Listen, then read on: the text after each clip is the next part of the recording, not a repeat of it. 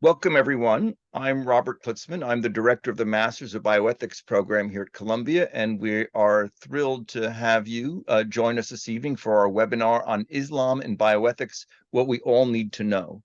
Many of us treat and have treated Muslim patients, and we work closely with Muslim colleagues, and yet often there's a lot of misunderstanding about Islam. And tonight we will thus be exploring healthcare and bioethics, primarily at the bedside. We're honored to have world experts with us so that we can better understand each other. We're looking forward to having an important and interesting educational dialogue. Unfortunately, as we all know, armed conflicts are now occurring in many parts of the world, including the Middle East. We all hope that peace prevails as soon as possible. Tonight, though, we will be exploring not geopolitical events in other parts of the world, but rather one-on-one clinical encounters that many of us face in the US and other countries so that we can learn how best to help the patients for whom we care on a daily basis. And we're delighted to have the Deputy Director of our Masters of Bioethics program, Samir Lada, here at Columbia, moderate the discussion, and we very much welcome your comments through the discussion. So please feel free to put questions in the question and answer box.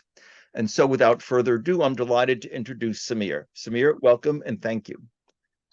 Great. Thank you very much, Bob, and welcome everybody. We're really thrilled to be hosting this event this evening. This is the first of hopefully many such events that we will be hosting, touching on religious kind of discussion in light of bioethical issues and from different faith traditions as well. So thank you for being here. And we are thrilled to have with us three renowned experts to speak on this very interesting area. Dr. Saeed Ammar Naqshwani is an Islamic scholar, author, and internationally recognized lecturer. Having completed his undergraduate studies at University College London and his PhD at the University of Exeter, he went on to study at the Islamic Seminary in Damascus. He was a visiting scholar at the Center of Islamic Studies, University of Cambridge, and then moved to the United States to become the inaugural holder of the Imam Ali Chair for Shia Studies and Dialogue among Islamic Legal Schools at the Hartford Seminary. Dr. Naqshwani was an associate at the Harvard Kennedy School's Belfer Center for Science and International Affairs. Dr. Naqshwani has been featured in Muslim 500 since 2013, a list highlighting the 500 most influential Muslims in the world. Our second speaker is Dr. Asma Al-Zaidi. She is an ethics, risk, and compliance manager at Sandoz. Dr. Al-Zaidi is a physician and bioethicist with substantial experience working for the Saudi Arabia's Ministry of Health. Asma received her MBE, which is Master's in Bioethics, from Harvard Medical School. She's currently working as the Ethics, Risk, and Compliance Manager for Sandoz and is involved in teaching foundations of Islamic bioethics. Asma is interested in the integration of bioethical principles with local and international policies. She is also an advocate for the implementation of organizational ethics and professionalism in Middle Eastern institutions. Our third speaker is Dr. Basil Tarab, who is a Syrian physician, bioethicist, and healthcare administrator, not physicist. He is also the director of patient experience, volunteers, and transport, and the co-chair of the ethics committee at Winchester Hospital in Winchester, Massachusetts. He is also a capstone faculty at the Harvard Medical School Center for Bioethics and an adjunct faculty at Boston College's Master's Program of Healthcare Administration. Basil received his MD from Mister University for Science and Technology, his MBE from Harvard Medical School Center of Bioethics, and his MHA from Boston College. He also completed a fellowship in bioethics at the Harvard Medical School Center for Bioethics. Basil is a member of the American Society of Bioethics and Humanities and the current leader of the newly formed Islamic Bioethics Affinity Group, which I'm also a part of, thanks to Basil. He is interested in discovering the similarities and differences in bioethics theory and practices across cultures and religions, specifically Islamic bioethics. So it is with great pleasure that we welcome our three renowned esteemed speakers, and I will now pass it on to Dr. Ammar Naqshwani to kick off our discussion. Thank you so much, Sam, Bob. First and foremost, it's an absolute pleasure to be part of such an illustrious panel.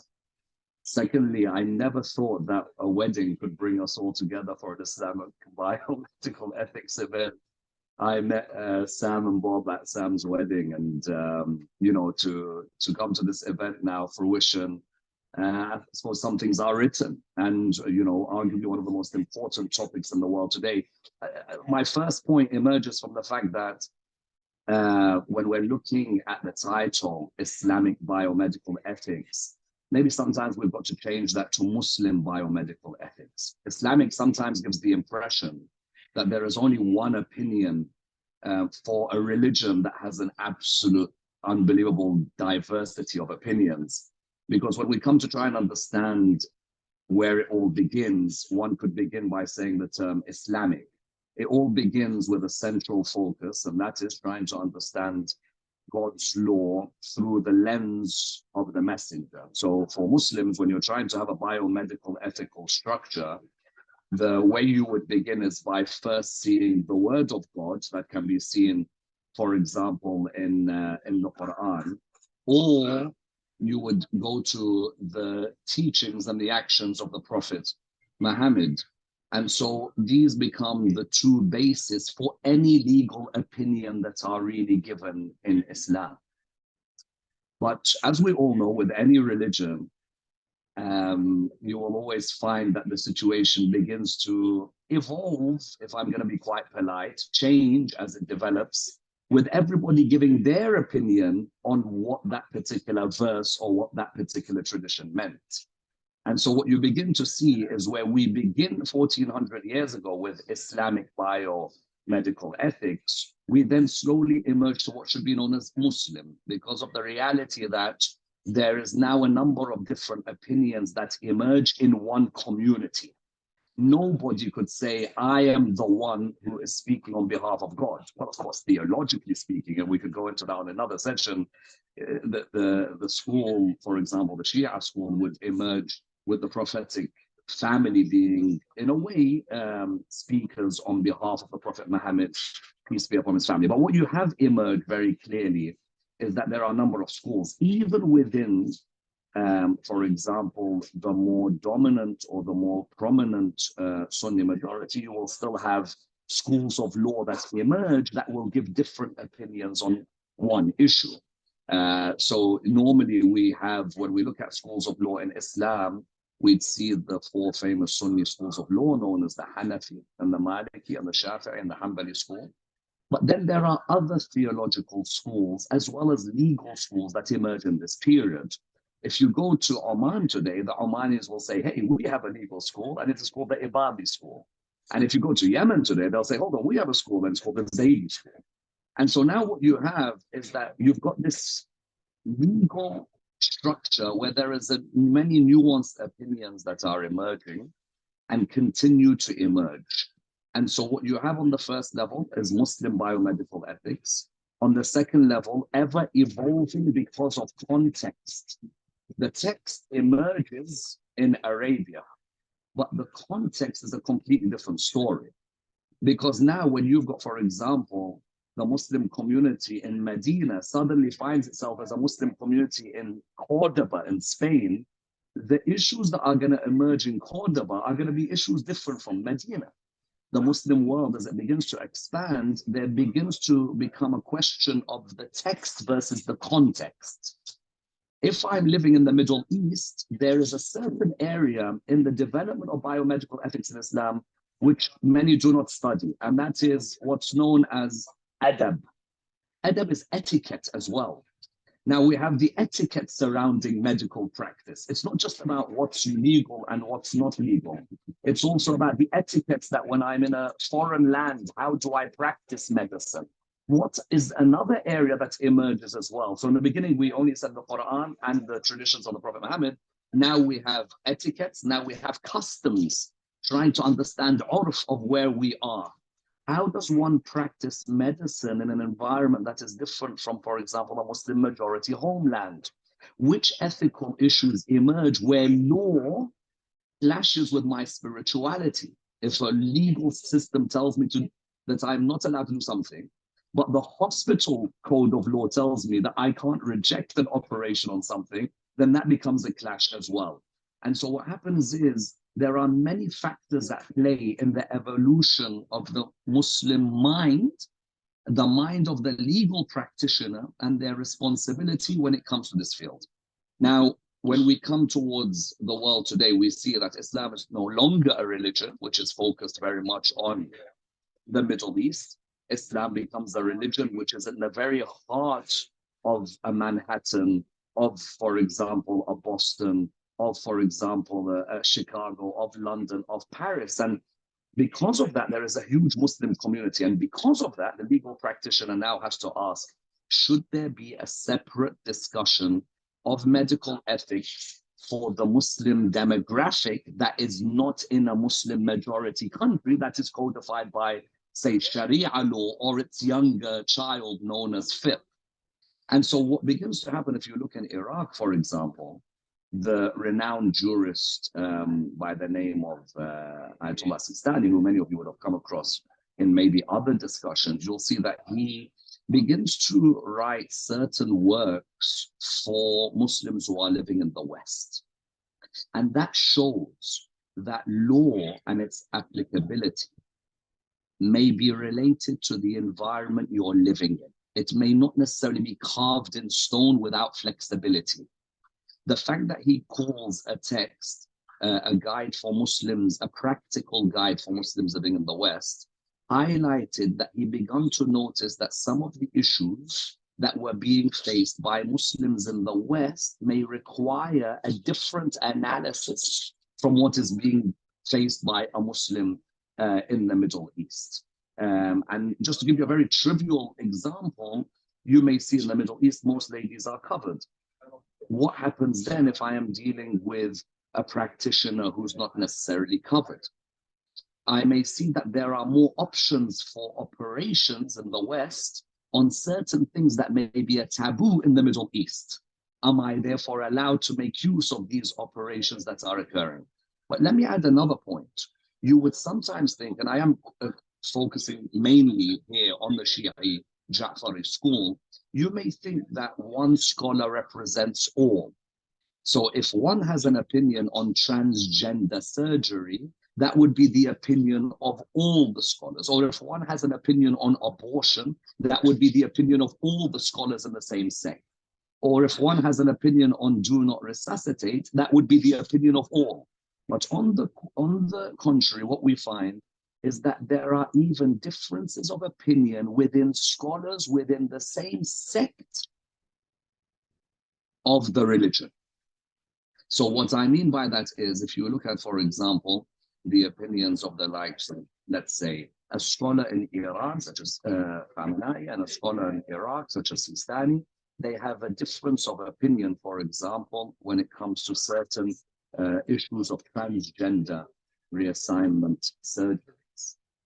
Now, just because one is a grand scholar and the other, they come to different methods, but they come to different conclusions as well in relation to such subjects. Organ donation.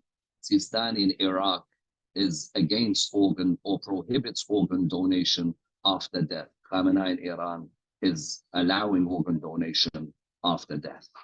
Then you may have other scholars who emerge who aren't the most famous, but may be specialized in the medical chapter. What do I mean?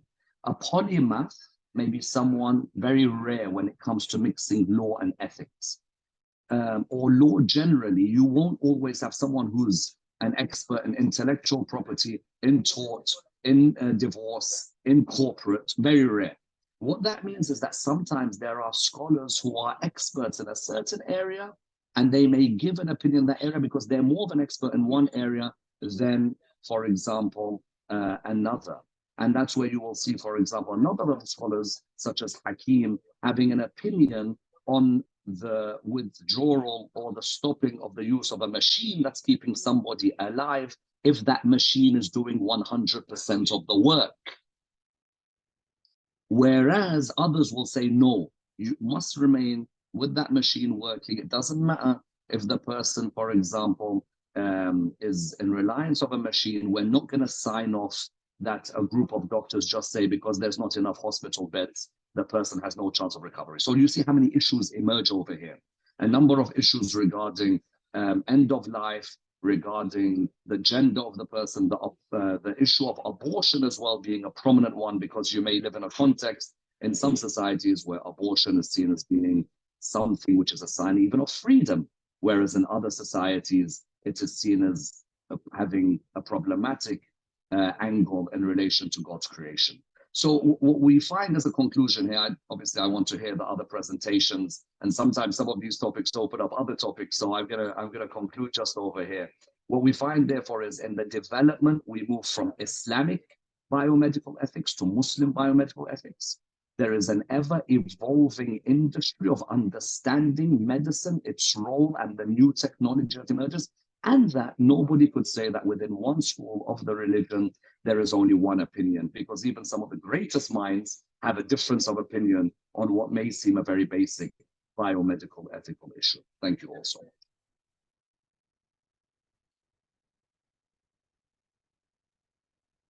Thank you very much, Dr. Naqshbandi. That was really enlightening, and I think, you know, very, very finely lays down kind of the foundation of our conversation.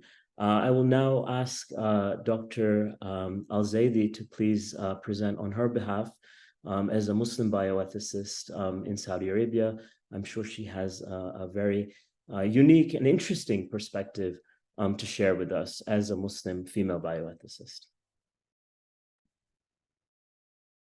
Thank you, Samir. Thank you for inviting me. And thank you, Sayyid Ammar, for paving the way for me and providing such a beautiful introduction. Before I start, if I can just give a quick disclaimer that I'm presenting, this presentation is presenting me as my work as a physician for 15 years in Saudi Arabia and my work in bioethics, and I'm in no capacity presenting my company. So when I was first invited to participate in this talk, to be honest, I was really concerned that at the moment I'm away from home, I'm away from my library, my teaching notes, and I was worried about how I will present my talk. But I then decided that maybe it would be better if I just focus on my experience interacting with Muslim patients as someone, like the majority of my work was in the holy city of Mecca, dealing with Muslim patients from all around the world. And I hope that this experience, this level of experience would provide an insight or value to the audience. So before I start, just a quick slide that I would like to mention, because I personally find it interesting, which is the role of women in Islamic bioethics and in medicine, and that the fact that medicine itself, from its early start in the Arab/Islamic civilization, women were prominent figures in medicine. In fact, the first physician in Islam was the Arab woman, Rufaida al-Aslamiyya, who was running the first hospital in Islam in Medina. Now that's really interesting, considering that medicine evolved in the prophetic time, the time of Prophet Muhammad, and we've seen the development of what is now known as the prophetic medicine, which is based on ancient Arab medicine. And with this evolution, naturally, the ethical dilemmas and the ethical issues also arose.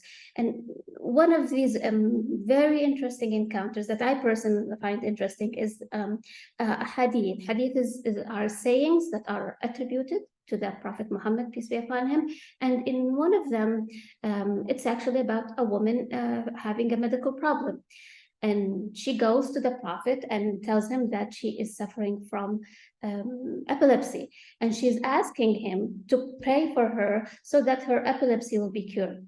The Prophet's response is, if you wish, if you want, I will pray for you and your epilepsy will be cured. And if you wish, you will endure it and you will show perseverance, and I promise you heaven. So the woman, according to the hadith, to the story, chooses that she will endure her condition, but asks him to pray for her to protect her modesty during these episodes.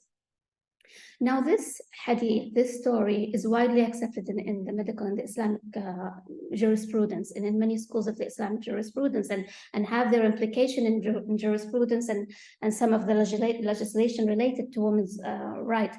However, The interesting part is that from the early beginnings of Islamic bioethics and moral philosophy, the birth of philosophy and moral philosophy in Islam, especially the early physician and philosopher Ibn Sina, as known in the West, of Avicenna, who lived in the 4th century, Islamic century, around 11th AD century, interpreted this in an interesting way. And in his description of the duties and moral obligation of a Muslim physician is that a Muslim physician should include patients' opinion and should describe the condition and ask patients about their opinion. And in his views is that this would be more likely to result in the healing and better outcomes for the patients.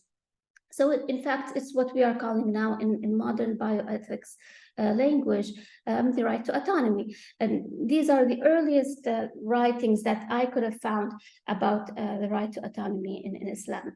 Now, that's not the only reason why I brought up women in bioethics. I'm bringing this up because I do believe that women in bioethics in general, not only in the Islamic community, but in general, sometimes there are unique conditions, unique needs that Muslim women face, socioeconomic problems, challenges in reaching healthcare accessibility, and even to the extent that in my experience with many Muslim patients, they feel that they might be judged or labeled if they share certain health conditions. So this actually require from us as bioethicists to point this out to medical practitioners to give more understanding and perhaps more support to women in general, but especially to the Muslim women in the Muslim community. If you can go kindly, Athina, to the next slide, please. So the main topic that we're discussing is Islamic bioethics, and I thought that it would be really nice to start by why we need to learn about it. And the fact that we have 110 participants in this session indicates that many of us have reasons, and I'm sure that's why you're attending this session. But if I can add to the reasons that you have, is that first of all, how we are doing bioethics at the moment in a global scale is very influenced by the Western bioethics. The contemporary framework of ethical decision for medical issues have actually born and formulated and developed in the Western world, and mainly based on moral theories from the Western thought. The issue with this is that these moral theories, this outcome of Western thought may not be necessarily relatable or speak to the moral grounds for other communities or other parts of the world. In fact, if we just like Sayyid Ammar very kindly described earlier, if we ask any average Muslim patient, not a scholar, not an imam, just an average Muslim patient, what is morality? What defines a moral judgment for you? I'm pretty confident that the majority of them would say living in accordance to God's will.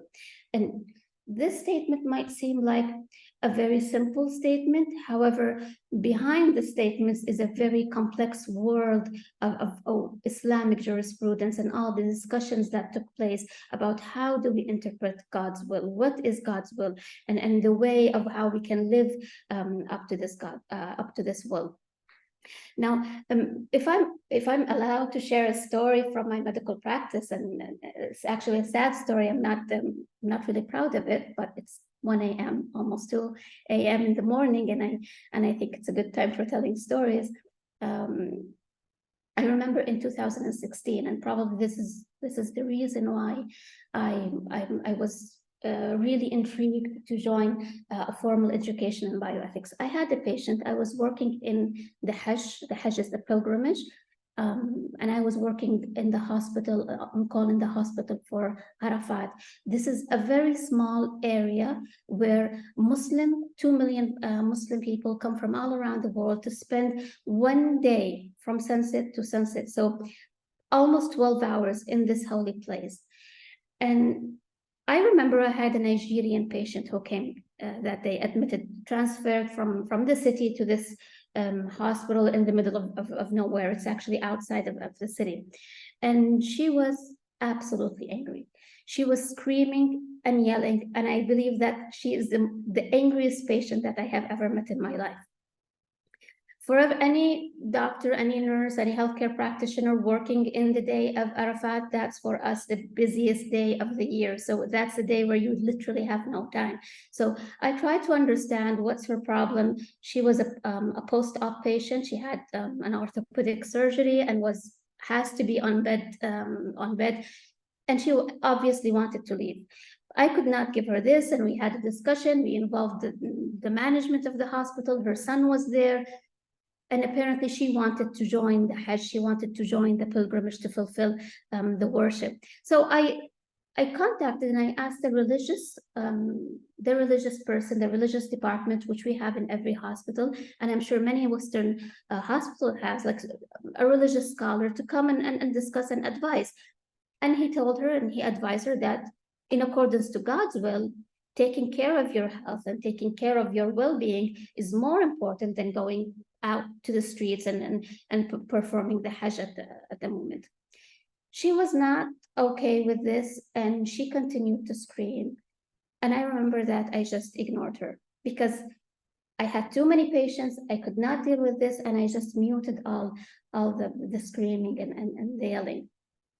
At the end of the day, and as closer as we get to the sunset, her yelling became louder, and her anger became more like a cry. So I went to her, and in a desperate attempt, I just started saying just casual prayers that we normally say in our culture, to be honest. And that woman completely changed.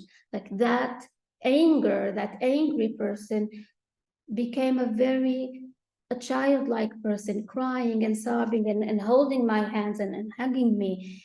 And the nurse, like me and my nurse, we were trying to figure out what happened.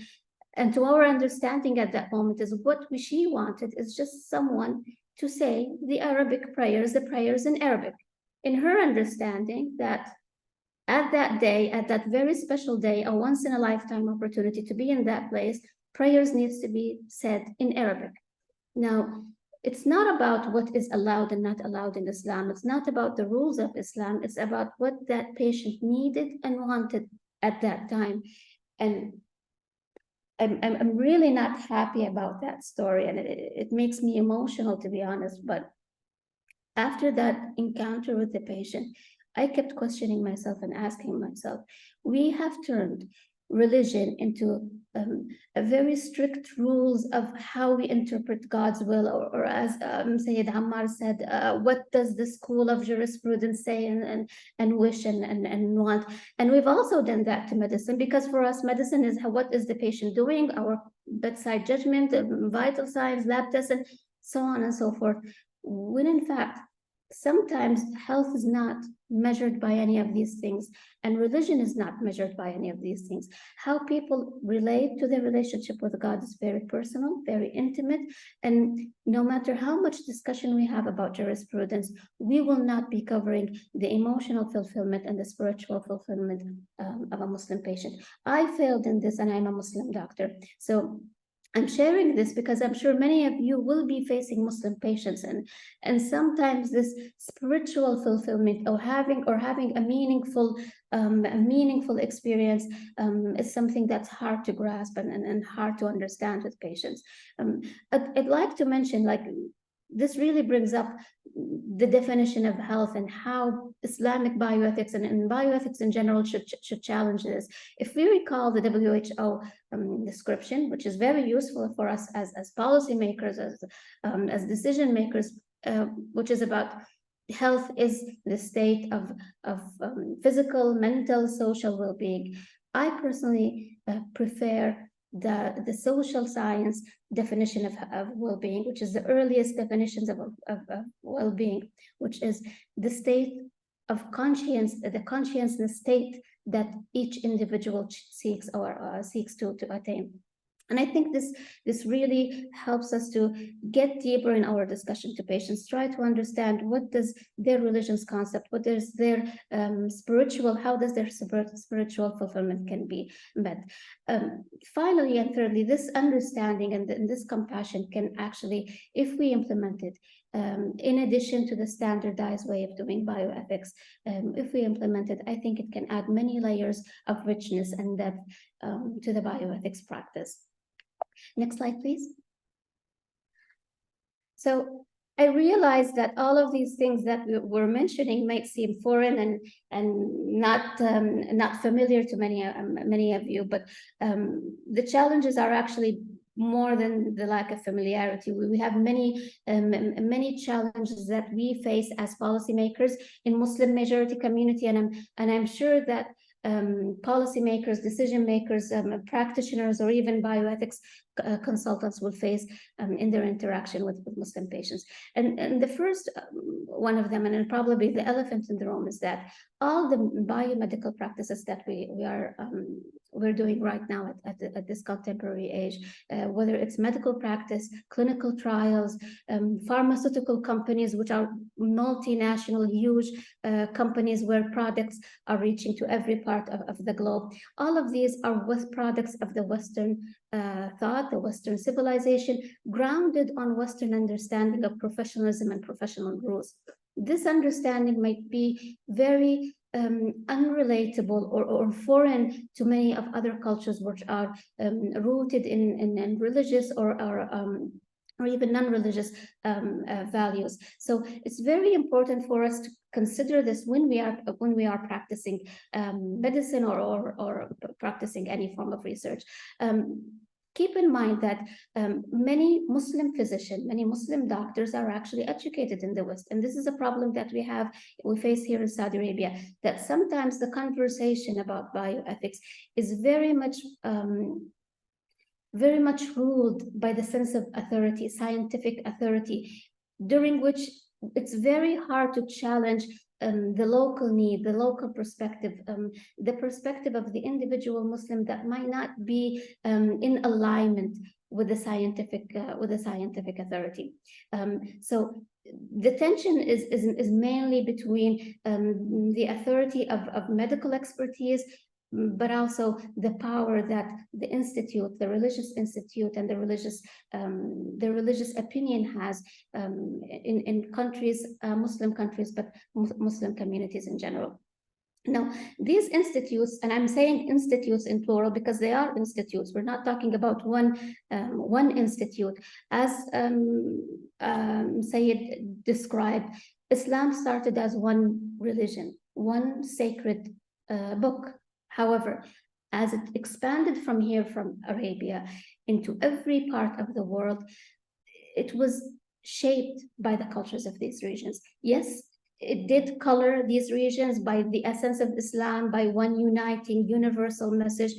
However, I believe that the only way for this religion to have been able to expand around the globe is because it has this space. Yes, very strict, very clear, firm, big rules. However, a huge space between these big rules in which there's a space for interpretation and variations and nuance in the opinion. Now, all of this pluralism in opinions is a really a beautiful thing to serve the diversity of patients that we have. However, it's important to be reminded that when we are in a process of making a decision or taking these pluralistic opinion into a more standardized way of dealing with things, sometimes it can be confusing, but it can be leading to an unrelatable decision. And I will give an example.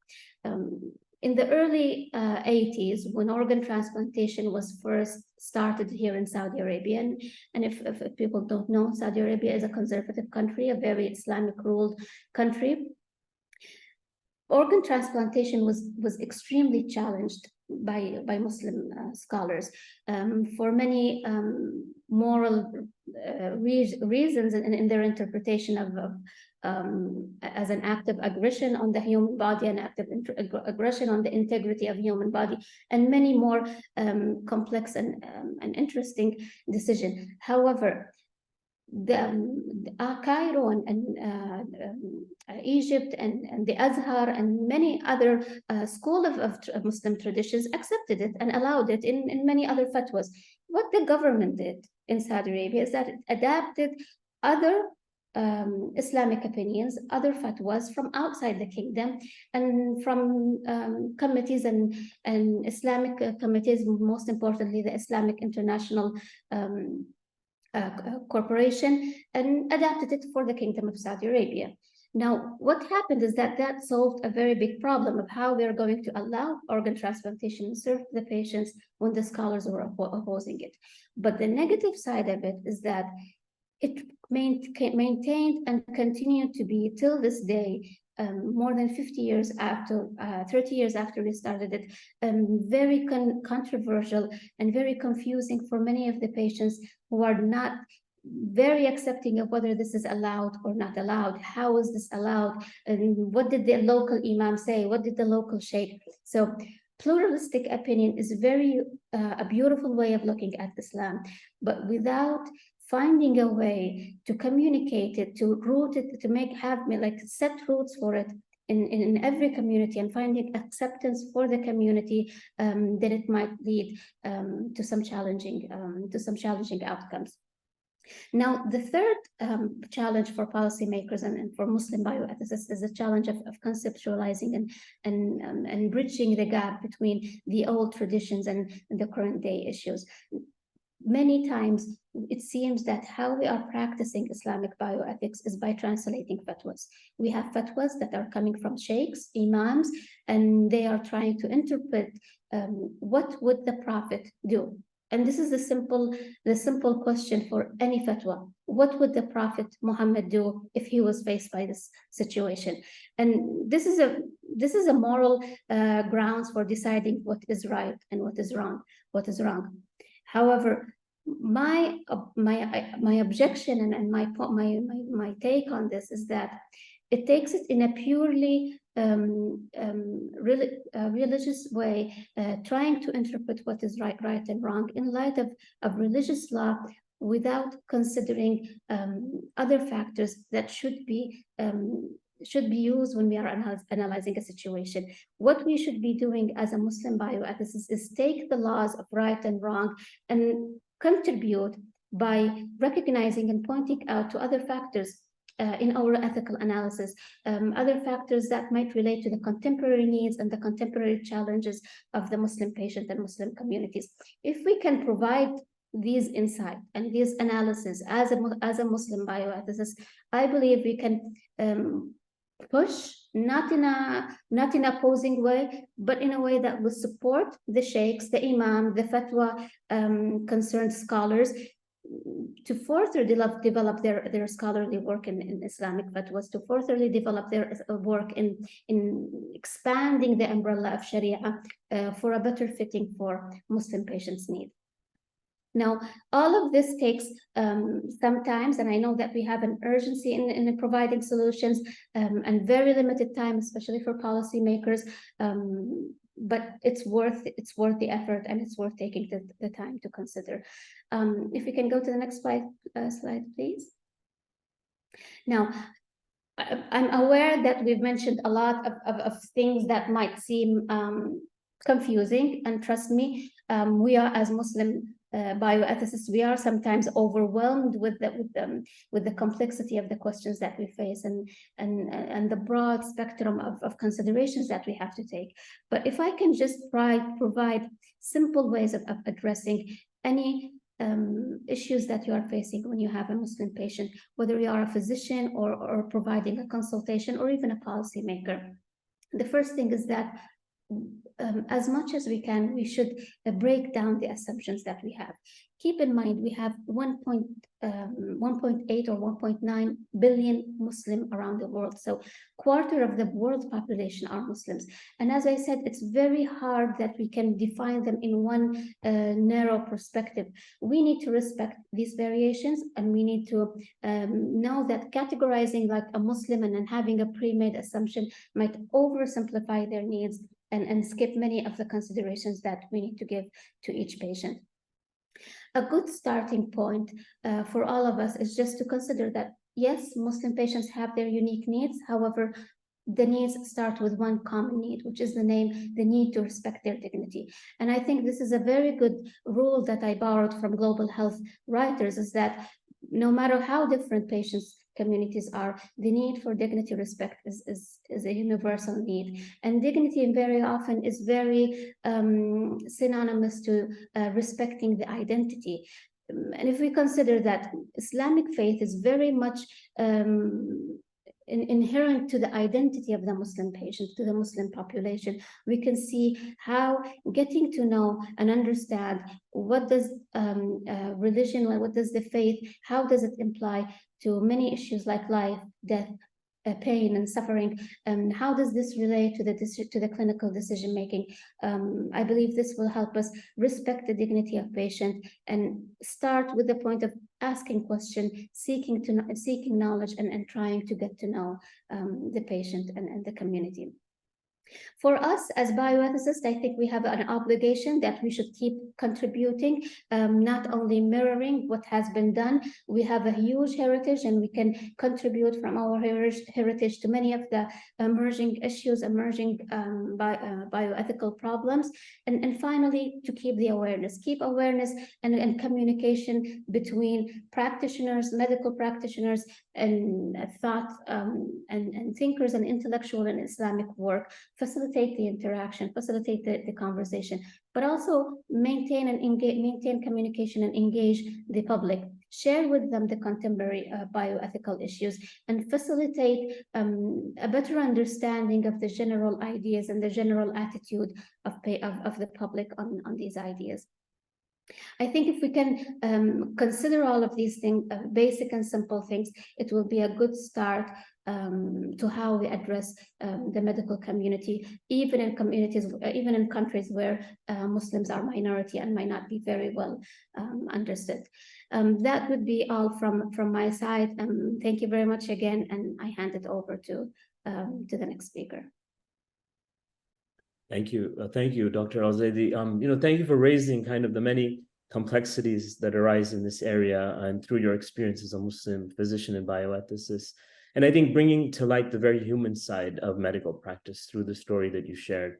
One of the things we do try and inculcate in our program at Columbia is this idea of, physician as someone who looks at a patient rather than just diagnosis, someone who looks at the whole human being, and having that bedside manner. And I think your story very poignantly illustrated that. Also, for those of you who have posted questions, thank you, and please continue to post your questions in the Q&A box, and we will get to them after our third speaker, who will be continuing with the presentation. So without further ado, I would like to welcome Dr. Tarab. Thank you. Thank you, Samir, and thank you everyone for being here today. What I will do, I will go over what I call the first aid for interacting with Muslim patients. Again, my name is Basil Tarab. I have no financial affiliation to disclose. I've given this talk before, and again, I call it the ABC of Muslim bioethics. I'm not going to use Islamic. I just learned from Dr. Nakshwani that maybe a Muslim bioethics is a better title. So thank you for that. So let me start by saying the basics. What's the meaning of Islam, the translation? So the word Islam itself means peace and submission to the will of God. So for you who deal with patients, you will hear the terminology, inshallah, which means God's willing. If you do not interact with patients, but you have some affinity to politics, I think a famous incident that happened is that between the debate between President Biden and President Trump, he mentioned, something they were like, all right, so we will see, inshallah. It means God's willing, but that means we don't know it's a yes or a no. So it's just submission to God. In Islam, we have 5 pillars. We have faith in one God. We have prayers 5 times. We also fasting during the holy month of Ramadan, pilgrimage to Mecca, and zakat. And some of these are very related to medicine and ethics because faith is very important to morals. Praying 5 times, this is important to patients, so you need to consider that as a provider. Fasting, and we will be talking a little bit about it, and pilgrimage to Mecca because of the traveling and the infectious disease risks and ability for patient to mobilize. So there is some modification that needs to be done for patients to be able to perform that. And keep in mind that there are different sects within religion in general and within Islam, just like any other religion, as Dr. Nakshwani and Dr. Al-Zaidi mentioned. Uh, Again, for the terminology, Islam is a religion. The person who follows Islam is called Muslim. There is a very common misconception that every Muslim is an Arab and every Arab is a Muslim, and that is very wrong. So here is some data. As of 2022, the world's Muslim population was around 1.9 billion people. So that's almost a quarter of the world's population. Um, when we dig further into the numbers of Muslims, Arabs were only 20%. So there is 80% chance that a Muslim that you are dealing with is not an Arab person.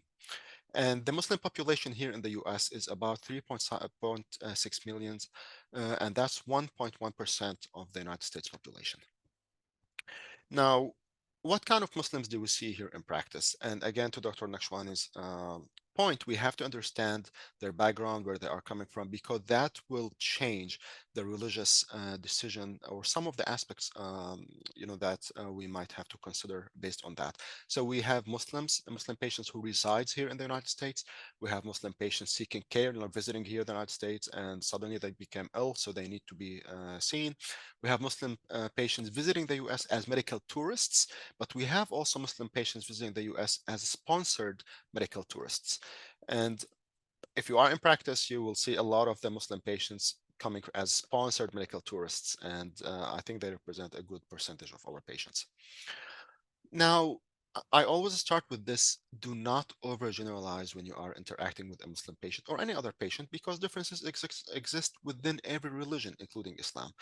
And be aware that cultural and religious differences, just be aware of them, but deal with every case individually. Again, do not overgeneralize. So in practice, this is what I call the everyday Islamic bioethics. What do we see as providers? What does matter to patients? One of the common themes that we see among Muslim patients is modesty. For example, patient clothing, they tend to be on the more reserved side when you compare them to Western patients. And also, they desire the providers to have more reserved attires. Again, we all work in a professional setting, so we expect providers to be wearing professional clothing. But I've heard comments from Muslim patients that they have more or higher respect for providers who have, um, more reserved attires. And also, because of the modesty desire, a lot of Muslim patients require private rooms. So it's not that because they don't want to be with another patient because of a luxury thing, or because of they are bothered by the roommates, beeping machines. It's really for private reasons. It's for modesty. And also the opposite gender touching. Usually Muslim patients do not prefer that. And there's a case that I always refer to. I remember a father of a patient who is Muslim, and before preparing for prayers, they have to be washed and all that. And in some aspects, in some Islamic beliefs, touching a different gender requires you to prepare again for prayers and to wash again. And that parent has just lost his child, and he was in the ICU. And the nurses, who were very compassionate, they just wanted to come and comfort him, so they hugged him. So he needed to leave the scene to go wash himself and come back. And then another nurse came from a different floor also to comfort him. So she hugged him again. So finally, I had to say, guys, if you could just comfort him, verbally, you don't have to touch them. So just be aware of that. And also, there is some preferences regarding the gender of the provider. I'll be speaking a little bit more about that in a different slide. Now, communication. For the Muslim patient, trust is built through the relationship with the provider over time. So they might be asking you questions as a provider that might be too personal, but that's not because they are nosy. It's because they are trying to build a trust. They might ask you where you live, how many kids you have, how much you make. Don't feel obligated to answer them. Always bring the focus back to the care, but please don't get offended when they ask this question. It's their way of trying to build trust. And also during the conversations, patients may use terminology that refers to God excessively. And I gave an example, like they say, inshallah. Inshallah means God's willing, God's willing. And also be aware that family members might be over involved if you compare them with the Western families. fasting, especially during the month of Ramadan, or there are other individual days in which Muslim patients fast. How does that impact care? First of all, they might ask the provider to alter their medications, whether the times or the frequency. Also, they might ask you to change some of your outpatient appointments to accommodate the fasting times. And that's something that we all expect when we don't have food or coffee with us. We all get a little bit nervous and anxious, and that's what happens when fasting.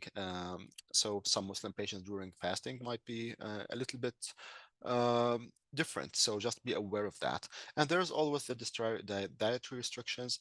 Halal foods, it's a food that's prepared on the Islamic way, and of course, generally there is no alcohol. And also, why is that important? Because of the meals that we provide to patients, but also certain medications might have,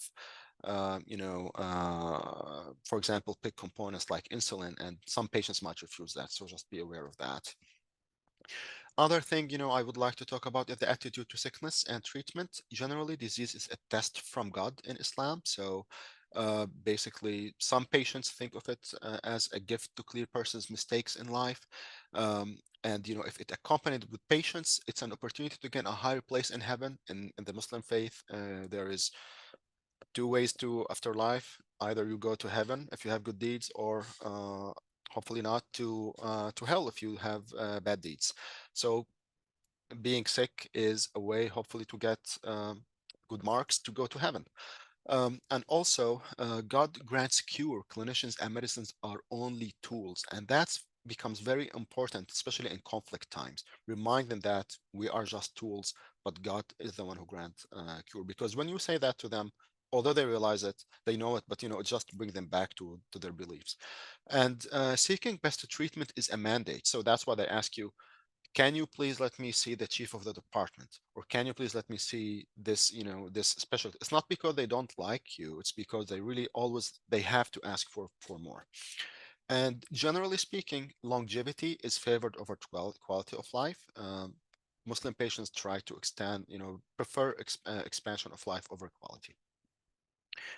And Dr. Al-Zaidi touched on this, and also Dr. Al-Nakshwani, autonomy, which is very encouraged in theory. We try to encourage it among the Muslim patients, but it's very challenged practically for the reasons that I want to say that I'm going to mention, which is that decision is usually influenced and likely made by family members. Because as a family member, it's your duty to go and provide help to that patient. It's not only a requirement or it's a nice thing to do. It's usually a duty. So that will interfere with the autonomy. And also, oftentimes patients do not know their diagnosis because the diagnosis is shared with the family based on the request. They say, please speak with the family member, don't talk to me about that. And when patients are faced with information, they defer to the companions for decisions. And decisions are usually made based on the physician's advice. They say, whatever you say, we will follow, unless it leads to end of life. If your decision say, what, we're gonna withdraw support, or we feel that a DNR might be optimal, this or advised here, that's when usually the conflict comes. One tip that I would say, explain communication norms early on when you are dealing with the Muslim patients, especially for the Muslim patients who do not reside here. Let them know how the system works. Let them know how your team dynamics work.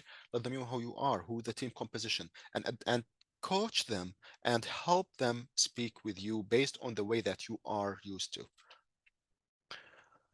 Consent and proxy, this is also a common thing that we face.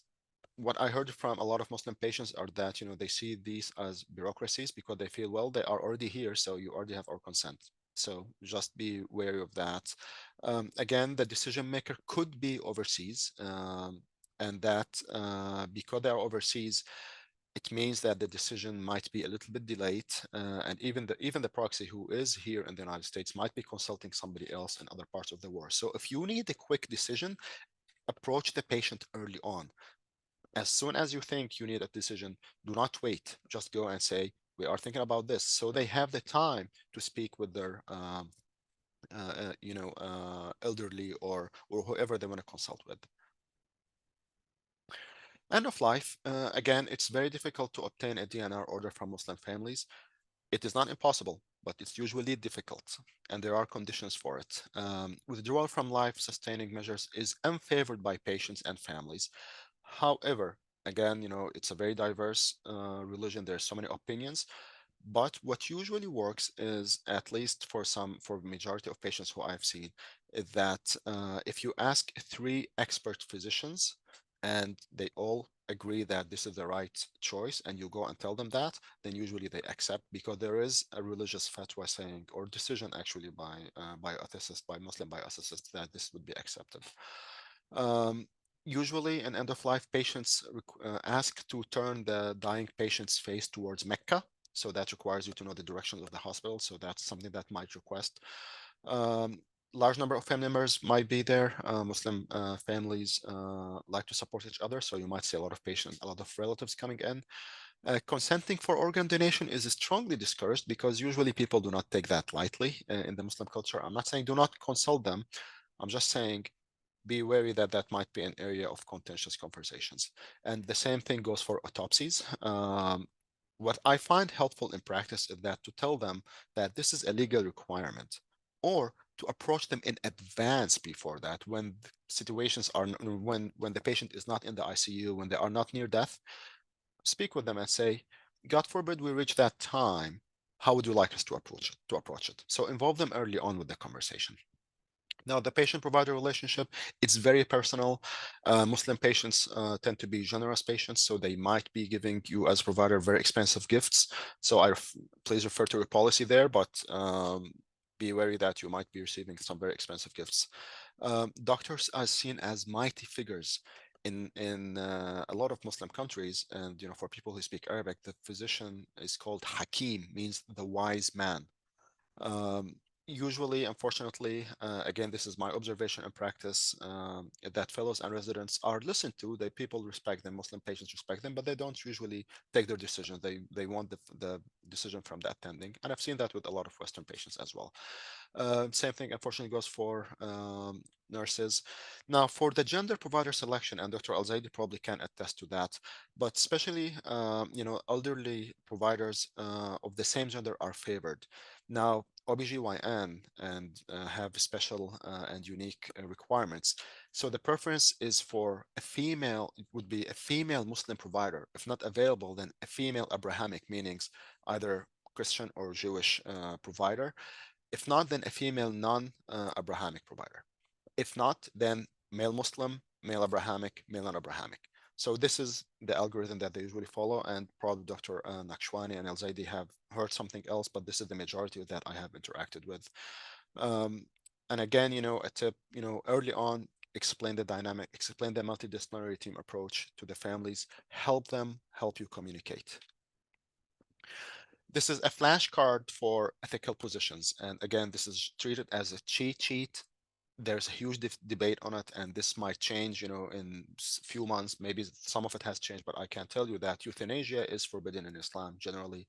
Transplant is permissible with conditions. Organ donations, usually for live donors, it's permissible. Treatment is a mandate. Gender selection is forbidden for a lot of people. Abortion is forbidden. Ethical decisions are mostly made on the ontological basis, not necessarily utilitarian theories. And there is one important tip, which is that necessities transform forbidding doings into permissible doings when accompanied by an acceptable religious statement. It's meaning when you have the religious statement, you could support saying, I know this is not allowed, but we can work around it. Now, the Muslim provider, of course, they will function as a provider. There will be a physician, a nurse, a CA, or whoever. But also, they could be consulted as an interpreter wrongfully. And I say this because, oftentimes the Muslim provider, they just assume, oh, wait a second, you are Muslim, you can speak to this patient, not knowing that there's hundreds of language, that they might not match up. So just be aware that, Muslim providers, usually they could be asked as interpreters. Do not consult them for that, because they, it might not be the right way to do it. And also, just because a provider is Muslim, they get a lot of consults about religious issues. Please be aware that not all the Muslims providers are experts in religion. So just be wary of that. The role of chaplaincy, as Dr. Al-Zaidi said, most of the Western hospitals have chaplaincy offices. What my experience is that most of the times it's a multi-faith chaplains, not necessarily specific experts in Islam. Again, because the Muslim population is only 1%. I want to say also that the Muslim imam in healthcare, in the chaplain role, they play an important role, but they are not viewed in the same way a priest or a religious person from other religions seen. Muslim patients consider them, they like to talk to them, but they do not necessarily go to them for decisions or opinions. They, in my experience, they limit the role into dua or ruqyah, which is like different kinds of a prayer for the patient. So asking for prayers, but not necessarily consulting them for big decisions. So just be aware of that, that the imam is a person that Muslim patients would really love to speak to, but it's not a source for decisions for them. Again, the last thing that I want to talk about is, what do we face as Muslim bioethicists? What are the challenges that we face? First of all, there's diversity of Islamic sects, opinions, and thoughts. You cannot have one opinion that would put all the people together. And also, we are very challenged in Muslim bioethics by the pace of progress and medical advances, because Muslim bioethics, in my opinion, is not progressing in the same pace as medicine. And also we have challenges that are imposed by globalization. For example, the role of patient in decision-making. People now have internet, they have social media, they have everything. They see how the Western patient is more autonomous, and how they make decisions for themselves, which conflicts from the traditional way that usually the majority of Muslim patients is, which is give the physician the role to make the decision. So there is a challenge there. There is some changes that are happening, and there is also just the challenges that Muslim bioethics face as being theological in nature. Religion is being challenged in general by a lot of people, including Muslim bioethics. And also there are challenges that are facing the overall field of bioethics. For example, in the Muslim bioethics, we still are debating the definition of death, and we still have a huge debate about the right to death. There is also a big debate about the start of life and the fetal mort status. You see this in Western, and also genetic engineering. You see this in Western ethics. You see this in global ethics. We are also being challenged by it in the Muslim ethics. And with that, I'm gonna bring it back to the discussion, and I will be happy to answer your questions and see where we go with the conversation. Great. Well, thank you very much, Dr. Tarab. I think sharing your experience as a clinician is very enlightening. I think you've raised some very important points. And how to navigate this space, as a Muslim, when you're providing, care to Muslim patients, and also as a healthcare professional, and where you may see kind of the tensions that arise. So thank you very much for that. I think one of the things that everyone's highlighted is kind of this pluralistic nature or approach to some of these issues. And a lot of the things that you've said, there are caveats that, this is evolving, this is changing. And I always find it very interesting, because I think for any religious tradition to remain relevant, it does need to evolve, right? It needs to transform, it needs to change over time, and as it responds to the questions of that time. And of course, maintaining true to its origins as well. And Dr. Al-Zaidi, I know you raised the point about kind of asking, what would the Prophet do?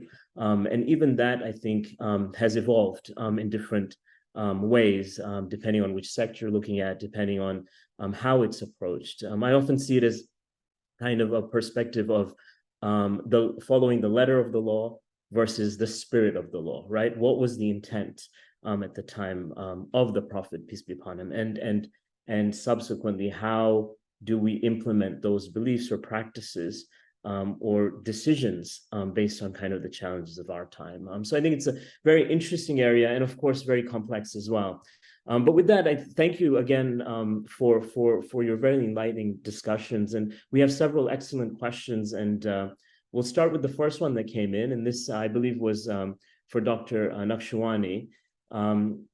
One of our audience members writes, "This resonates with my experience where I have both Westerners and even Arab-born Muslims who often see Islam as monolithic. And of course, as an ethicist, I know better. But we do often confront situations where families are given different interpretations from their imams, and we try to ask them to have three, but we are limited in what we can ask families to do. What advice do you have in situations where Muslim families are given conflicting advice?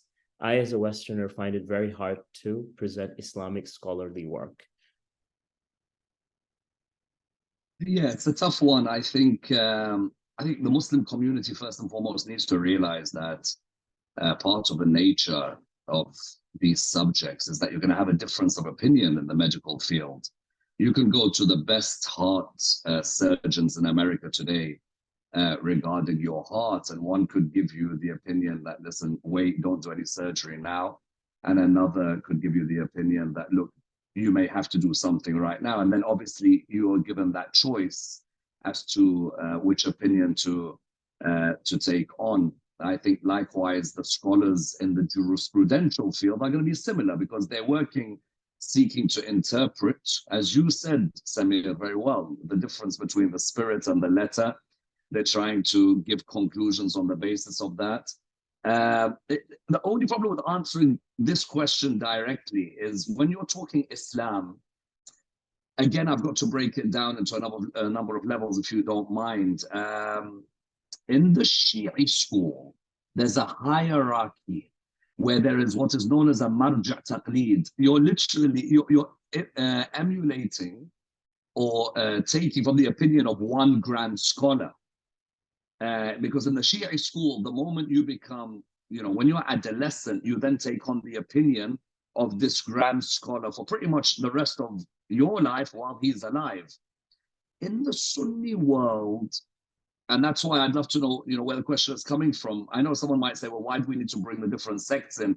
In the Sunni world, there isn't so much always of that affiliation with a grand scholar who's alive. In the Sunni world, it is very normal to have a council of fatwas, or a fatwa council, I should say. Now, that fatwa council means there could be 25 people on board. You're not too concerned. You may have a fatwa council, dare I say, in Medina and a fatwa council in Maine towards, New England. You may have a fatwa council might be your local mullah who has led Taraweeh that month. And so, in the Sunni world, it seems like because of the lack of a hierarchy as such, or having to emulate one particular scholar, I think that flexibility of a plurality of opinion works a lot better. I think you're a lot more comfortable saying, okay, what does Maulana X say and what does Imam Y say? In the Shia world, if you're emulating Ayatollah Sistani, you pretty much most of the time have to go with his opinion on that issue. So a doctor who's trying to say, well, why don't you take a plethora of opinions? The Muslim Shia will look at, well, what's Sistani's opinion? And that's why when we get questioned on these issues, we're always asked, could you give me Ayatollah so-and-so's opinion? They don't say, what's the opinion? In the Sunni world, most Islamic Q&A websites, it'll say, what is the opinion on this? Whereas in the Shia world, it will say, what is this grand scholar's opinion on this? So the dynamics of dealing with opinions, I think, even varies within the Islamic sects. But I would just say, as a conclusion, that person who's saying, how do I present this plurality of opinions? I think your crowd has to also appreciate that there is no way that a jurist, I think Dr. Zaidi said something very interesting. If I could just add one more word to what she said, and that is a jurist is seeking to find what could be God's law, what could be the way the Prophet Muhammad would have dealt with it. No one can ever say to you, this is the way he dealt with it or would have dealt with it today. Thank you. Another question is in terms of students pursuing... Sorry. Follow up on that. I'd be interested actually from Dr. Tarab and Dr. Al-Zaidi. And thank you, by the way, Syed. Fascinating response to that, and to a question to your other comments, of course.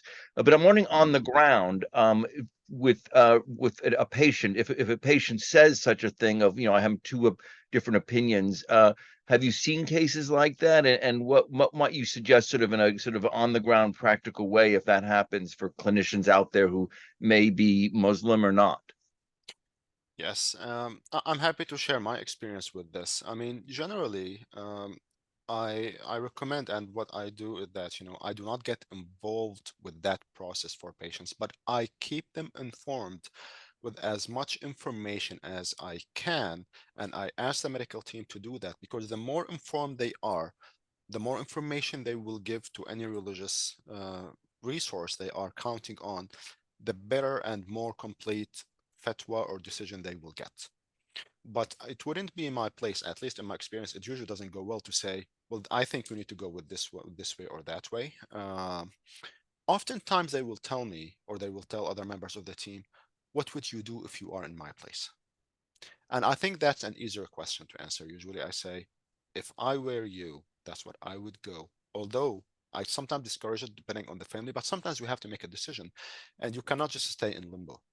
Um, and sometimes I remind the families with their own moral structure and say, okay, so you would have to decide, do you usually go with this person or with that person? Or I say, obviously you have certain several opinions. It means there is no right way to go.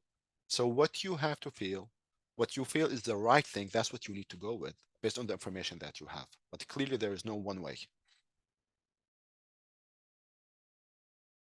Dr. Al-Zaidi, I don't know if you might want to comment on that or not. If not, it's okay, but just to give you the chance. To be honest, my experience is pretty much in alignment with what Pastor said. Usually patients would, even if they have several differing opinions, usually they have their own scholars, like they have a scholars that they've accustomed to and are more comfortable with their fatwa.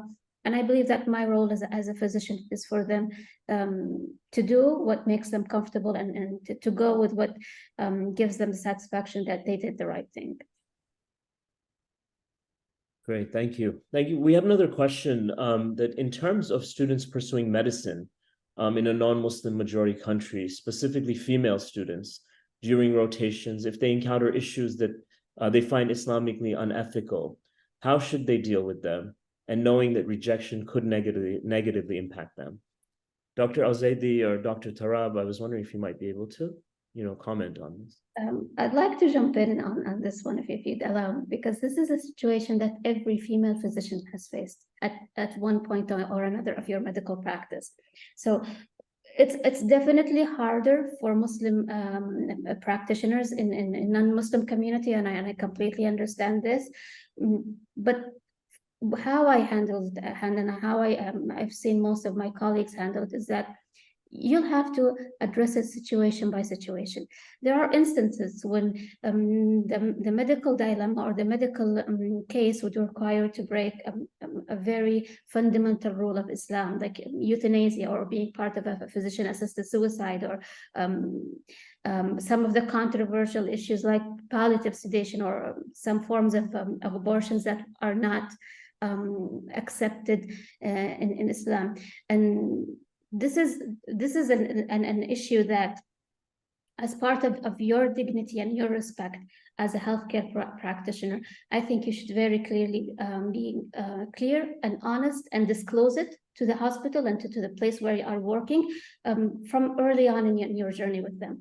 Now, for the issues that are not one of the fundamental issues in Islam, I've noticed that in many times, as our cultures are formed by other elements other than religions, we would apply our own background, our own heritage, and we believe that it's Islam. And we look into it, and when we get to know more about it, we found it's not an Islamic indication or an Islamic rule. It's more of something that we've inherited from our culture. So I'd advise the Muslim sister who's asking, talk to your imam, talk to your sheikh, get to know more about it. It's your duty as a Muslim physician to educate yourself about your religion. And finally, even when you discuss this with your sheikh, take it to your team, take it to your team leader, and have a full discussion with them to know what are the boundaries of the situation. So I don't know if Basil or Dr. Ammar, you have anything to add? Yes, thank you, Asma. This is great, actually, a great answer. So here's what I would say about this. We have an ethical, window to resolve this, which is conscientious objection, right? When you feel that this is really against your morals, you could always go through that process. My experience is that hospitals are usually very accommodating for medical students, residents, and physicians who have this sort of moral conflict.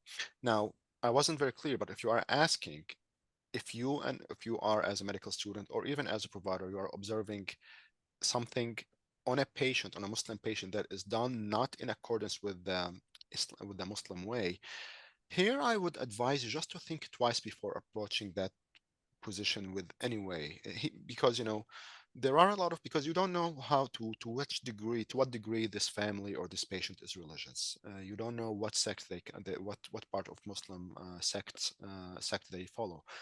And there is also I've observed some Muslims in which they would go in one decision and one direction, but once they know that the provider, or when they know that another Muslim is observing them, they would go into a different direction because of feeling of guilt, feeling of embarrassment, sometimes feeling of enlightenment. So in respect of the patient's autonomy, if you observe something that is clearly against the Islamic religion, then you have to assess.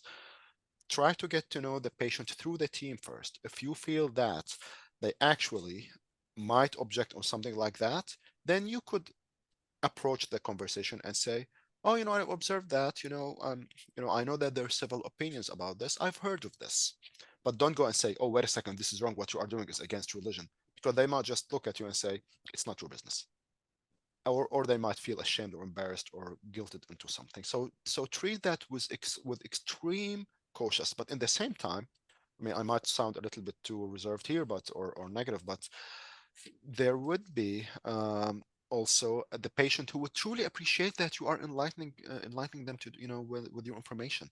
So again, get to know the patient through the team first, and if there is you, and then think of them and approach the team and say, here, this is what I'm observing. I think it's against the religion, but let's deal with that. And you will get experience with this, as you are a medical student, as you said.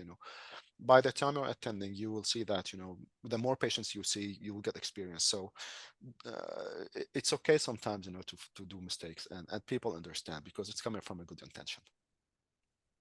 Great, thank you both. There's another question here, just briefly, Dr. Al-Zaidi, if you could talk about the story that you shared. Of course, it was very moving. One of our audience members is wondering, why aren't you happy about it?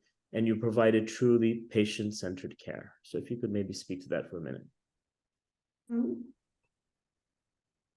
Because I failed my patients. I failed to understand the need of the patient.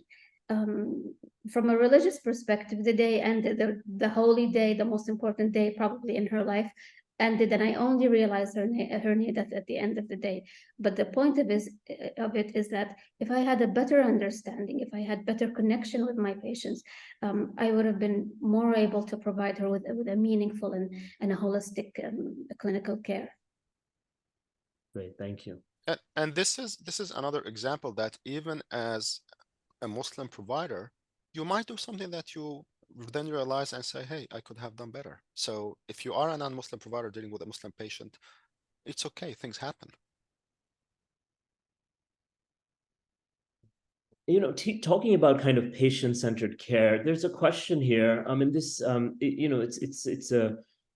it talks about kind of certain traditions that different sects might have. Different Muslims adhere to different kind of practices. And this is with respect to a practice that a lot of Shia patients, engage in. And it has to do with using some dust that, they consider blessed at a time when someone is going through a difficulty. And so this person, the question is in the Q&A, so anyone can read it, but I'll just pick out parts of what they're saying. The issue is that they wanted to, or they engaged in a practice that may have not been permissible because of hospital policies.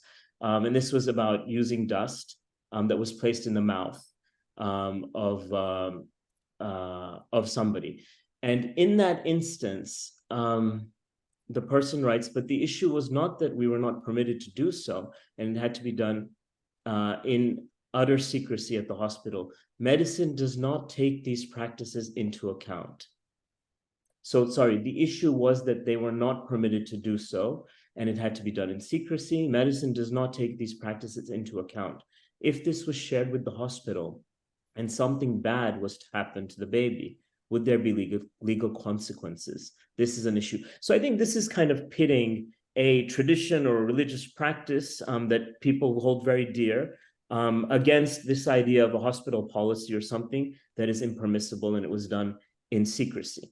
And again, when we're talking about patient-centered care, in that context, how do we approach instances like this? Dr. Amar, maybe you can speak to this, and then of course, Fazal and Asma, please feel to chime in.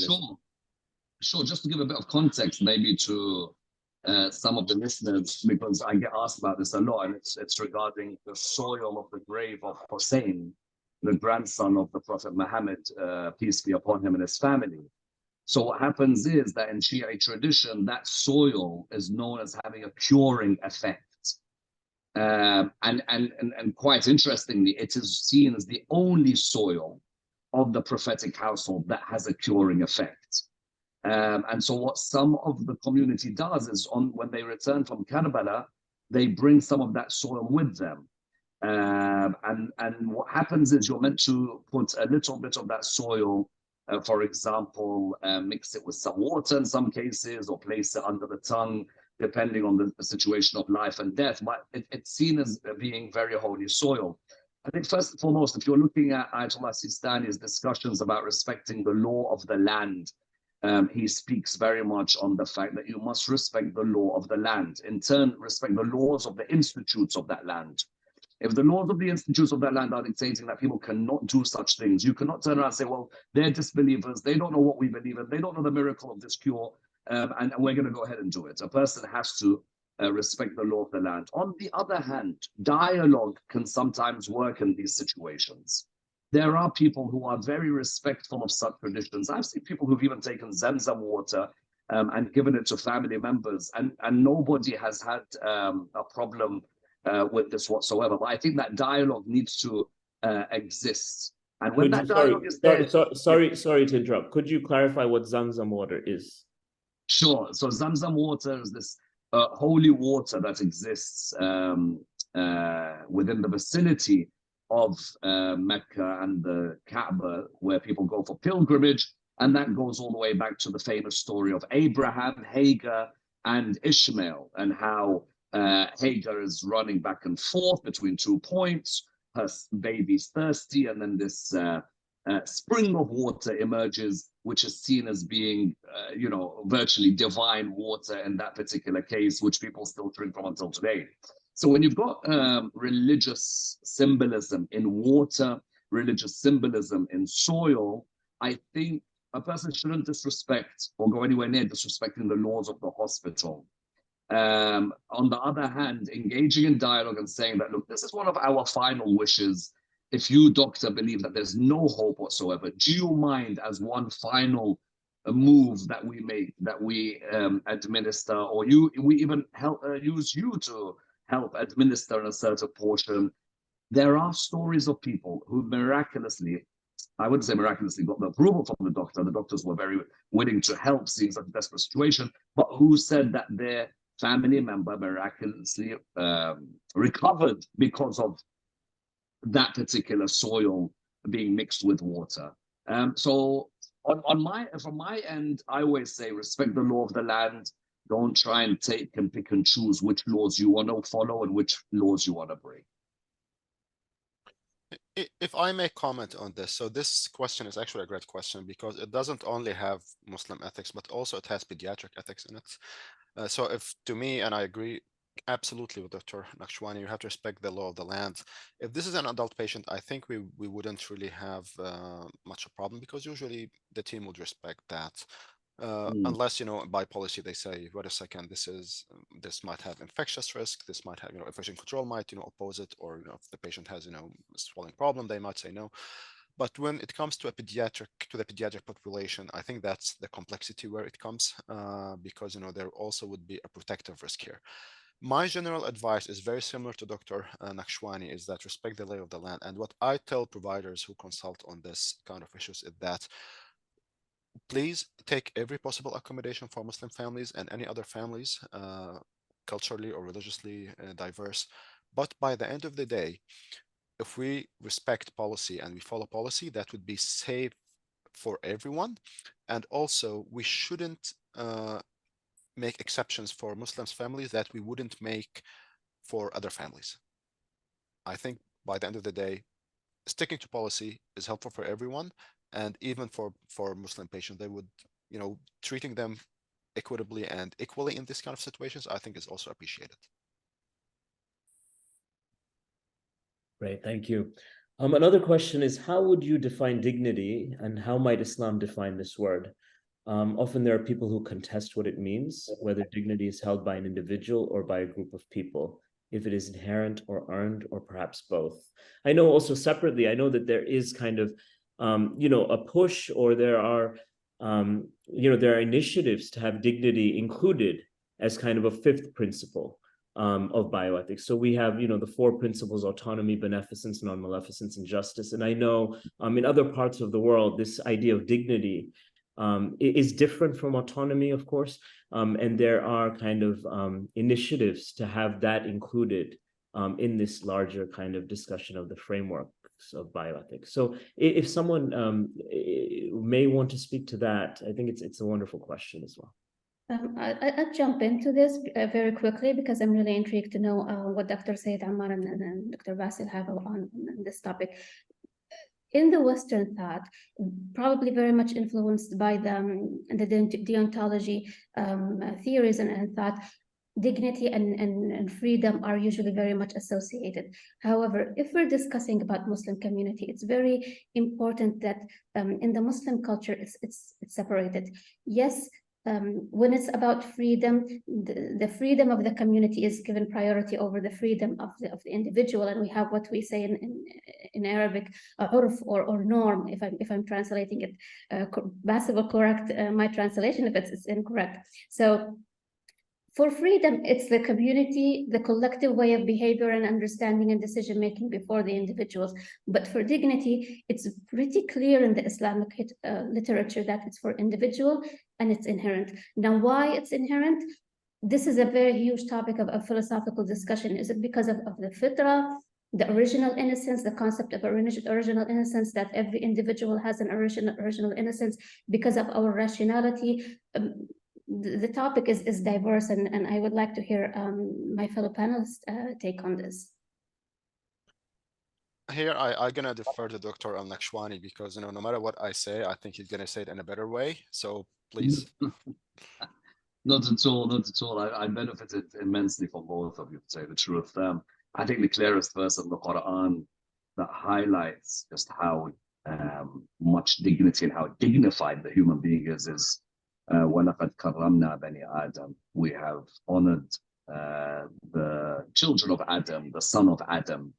The son of Adam is the most unique creation of God, higher than the angels, higher than the other creations of God.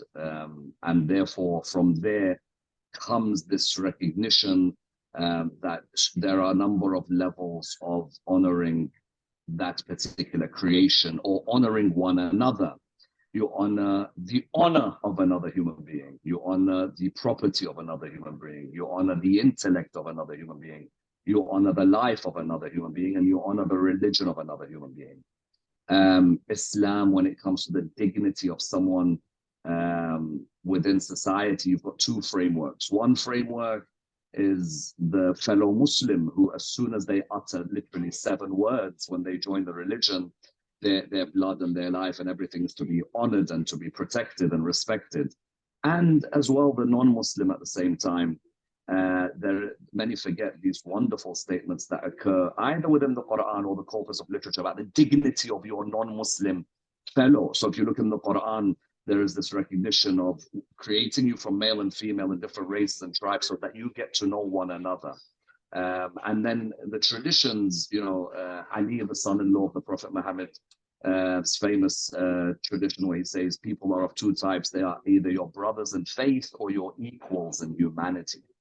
So you've got this major discussion of the dignity of the one who's a member of your religion, but even if they're not a member of your religion, you honor their dignity in relation to preserving and protecting their life, their property, their intellect as well. There's no limit to what you could talk about when it comes to dignity. But yes, as Dr. Asma said, that it all boils down to the fact that this is God's representative on earth, the human being. That's why they have so much dignity, but they also, alongside that, have so much responsibility. Thank you. Thank you very much. And I think this is a perfect way, perfectly dignified way to end our conversation this evening. Thank you so much to our panelists, Dr. Amar Naqshwani, Dr. Asma Al-Zaidi, and Dr. Basil Tarab. And thank you all for joining us. We deeply apologize for not getting to the questions. We know there are many, many more questions, but we would be happy to continue this conversation offline and hopefully host future such events in the future. I'd like to turn it over to Dr. Roberts-Klitzman to end the evening for us. Thank you, everybody.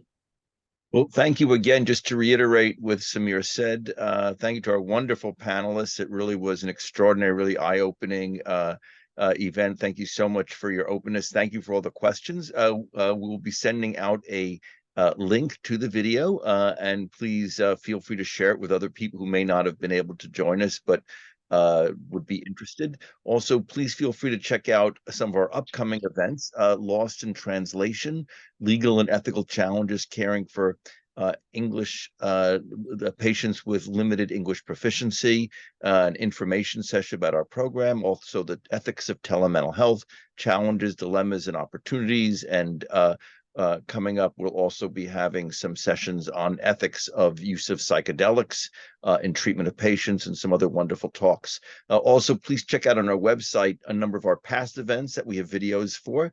Also, if you're interested in our program and courses we take, please also check out our website. Again, thank you so much, all of you, for joining us as panelists and attendees. Hope you stay well, and we look forward to being in touch. Thanks so much. Bye-bye.